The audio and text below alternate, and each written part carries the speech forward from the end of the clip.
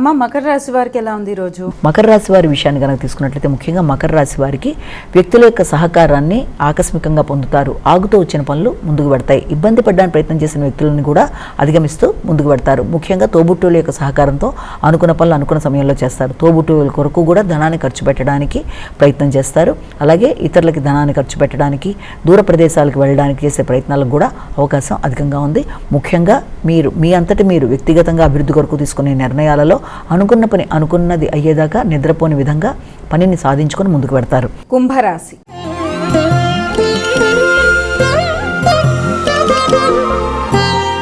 అమ్మ, కుంభరాశి వారికి ఎలా ఉంది? కుంభరాశి వారి విషయాన్ని తీసుకున్నట్లయితే కుంభరాశి వారికి ఆర్థిక సంబంధమైన విషయాల మీద అధిక శాతం దృష్టి కేటాయిస్తారు.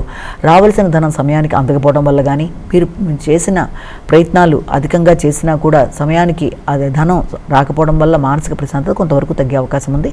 ఆలస్యాలు, ఆటంకాల వల్ల కొంత ఘర్షణాత్మకమైన వాతావరణం అనేది ఎదురవుతుంది.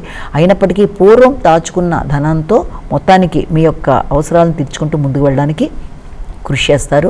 మానసిక ప్రశాంతతను పెంపొందించుకోవాలి. మాటల వల్ల విలువని కోల్పోకుండా మాటల వల్ల గౌరవాన్ని పెంపొందించుకునే దిశగా ప్రయత్నం చేయాలి. కుటుంబ సభ్యుల అవసరానికి పూర్వపు ధనాన్ని ఉపయోగించుకుంటూ ముందుకు వెళ్ళడం బట్టి సమస్యను అధిగమించగలుగుతారు. మానసిక ప్రశాంతతను పెంపొందించుకుంటారు. మీనరాశి.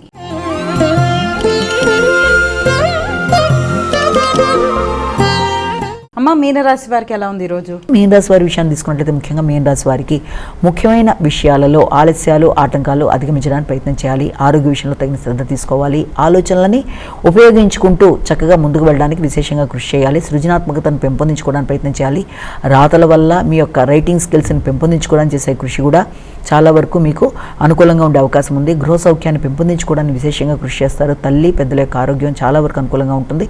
వారి యొక్క సహకారంతో గృహ సౌఖ్యాన్ని పెంపొందించుకోవడానికి, నూతన గృహ నిర్మాణానికి, నూతన విషయాల్లో మీ గౌరవాన్ని పెంపొందించుకోవడానికి విశేషంగా కృషి చేస్తారు. వ్యక్తుల యొక్క సహకారం కూడా అనుకూలంగా ఉంటుంది.